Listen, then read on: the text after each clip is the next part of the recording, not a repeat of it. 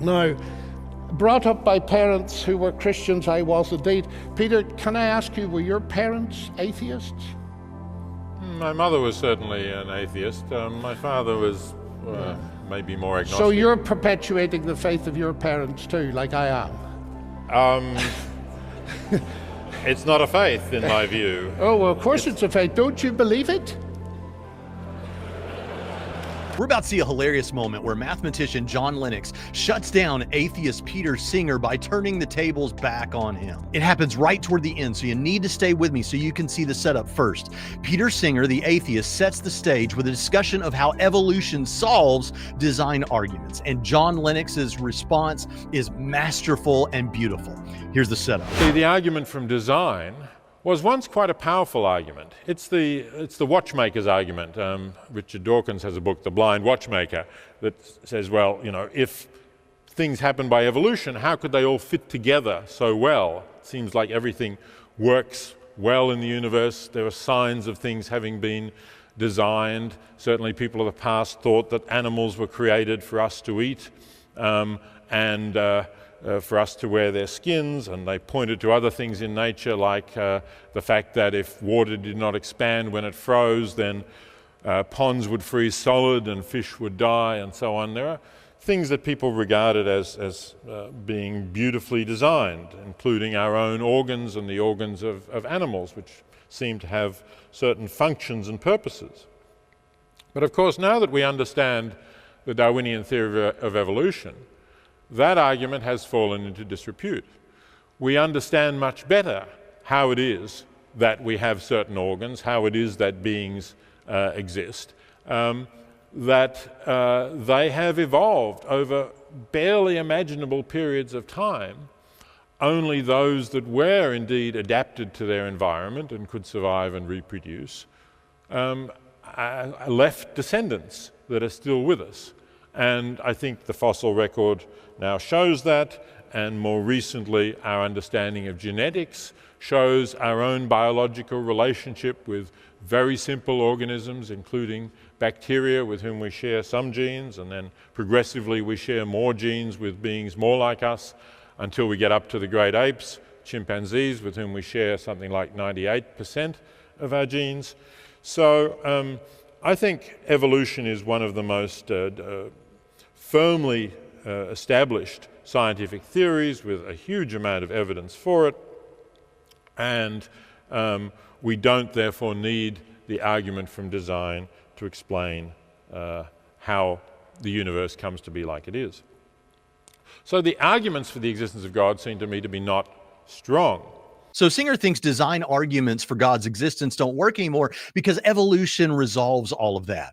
But it strikes me here that Singer is just completely unaware that arguments from design don't just focus on biological life. There are arguments from design that have to do with the universe being finely tuned for life. And within biological life, there are still things that give us reason to believe in a designer. But the hilarious moment that I want you to see is coming up right after that clip. So let's listen to John Lennox as he breaks it down for us. First of all, Laplace, the mathematician, when Napoleon asked him, where is God in your equations, of course he gave the right answer. Je n'ai pas besoin de cette hypothèse. I don't need that hypothesis.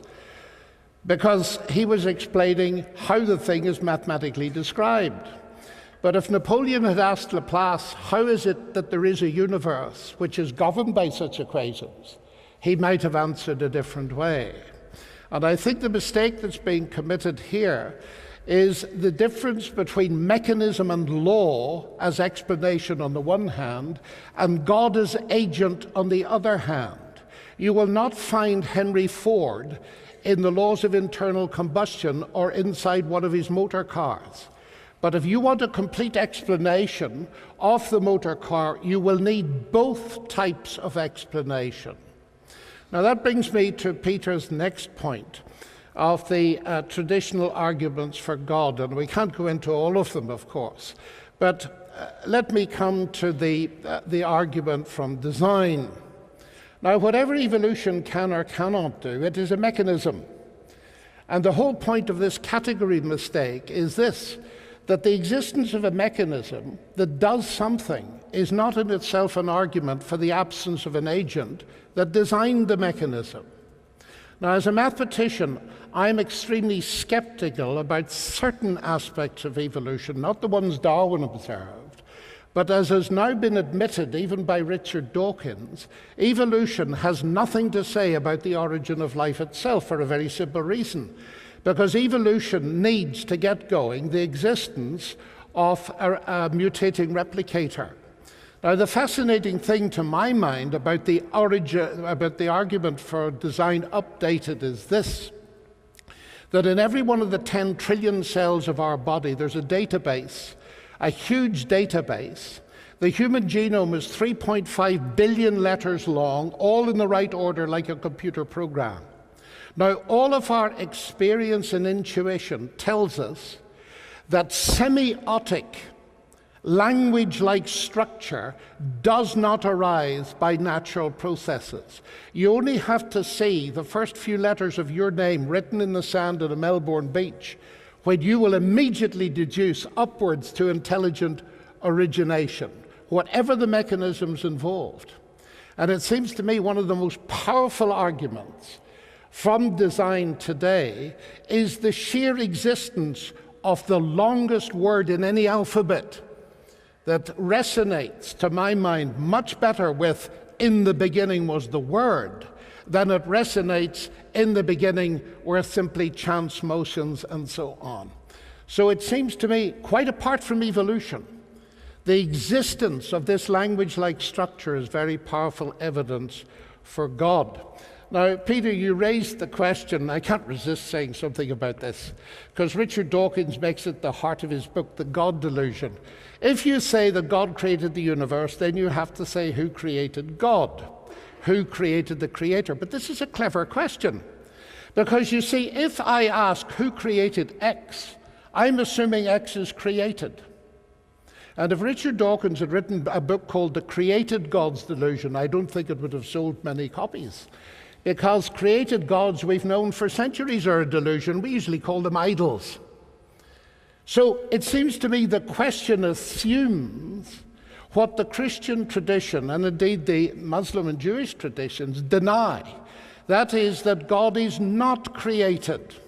But when I had a debate with Richard Dawkins, again organized by our friend Larry, I said this question is barred because it works both ways.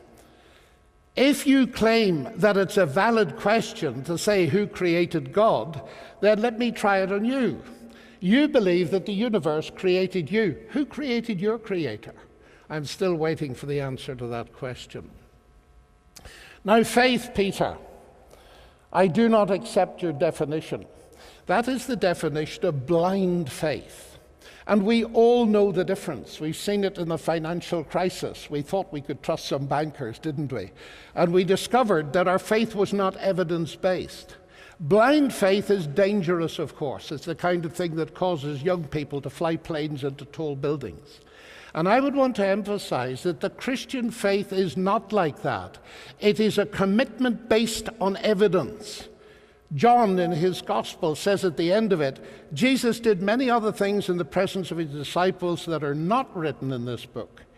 But these are written in order that you might believe that Jesus is the Son of God, and that believing you might have life in his name. In other words, here is the evidence upon which faith is based. And what launched Christianity on the ancient world, as Paul pointed out to the philosophers in Athens, was the fact of the resurrection as a base which they could place their faith in, an evidence base that gave them the confidence to preach Christianity. So I simply don't accept the definition. Now, brought up by parents who were Christians, I was indeed. Peter, can I ask you, were your parents atheists? My mother was certainly an atheist. My father was maybe more agnostic. So you're perpetuating the faith of your parents too, like I am? It's not a faith, in my view. Oh, well, of course it's a faith. Don't you believe it? I don't have faith in any being. I think the point I'm making, Peter, that this is the genetic fallacy, as you well know. And the point is, and I take the point because when I first got to Cambridge, one of the first questions I was asked, of course you believe in God, all you Irish believe in God and you fight about it. And for that reason, I have spent my life among people that don't share my faith in order to be sure that I'm not being fooled. And I have known many people, not in the categories that you and I are, who have become Christians because of the evidence, and they've changed their worldview. So I think that is a distinct possibility. Yeah, so not only is there incredible design in the genetic code, but we could also talk about fine-tuning for life, and we could talk about how life began and some of those things that John Lennox laid out. And on top of that, he points out that everyone has a worldview, which includes some things that they have faith are true, that is to say, they trust are true, even though they don't have absolute certainty about it. Now, there's a lot more that needs to be said. If you want to hear more about the design and how it points to God, click the video that's on the screen now, and thanks for watching.